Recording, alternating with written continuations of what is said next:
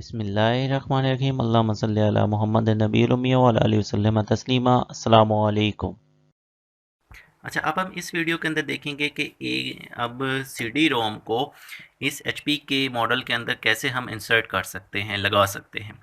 तो इसमें ये ख्याल रखना है कि आपने ये जो बटन वाली साइड है इसको नीचे रखना है, ठीक है, और इसके अंदर इंसर्ट करना है, आराम से इंसर्ट करना है।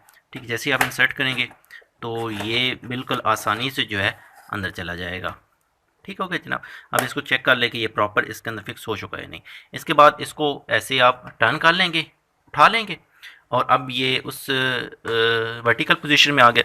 वर्टिकल पोजीशन में लाने के बाद आपने ये चेक करना है कि इसकी स्क्रू वाली जगह उसके सामने आई है या नहीं। यहाँ पे आप देख रहे हैं कि यहाँ पे दो पोजीशंस हैं जहाँ पे इसके अंदर स्क्रू लगेंगे। तो इसके अंदर हम प्रॉपर इसकी होल्ड करने के लिए इसके अंदर स्क्रू लगा देंगे। अब आप देख सकते हैं कि जो जो कवर के होल और CD रोम के होल हैं ये बिल्कुल आमने सामने हैं, और इसके अंदर अब हम स्क्रू इंसर्ट कर देंगे और इसको स्क्रू ड्राइवर से टाइट कर देंगे ताकि इसमें ये प्रॉपर होल्ड हो जाए।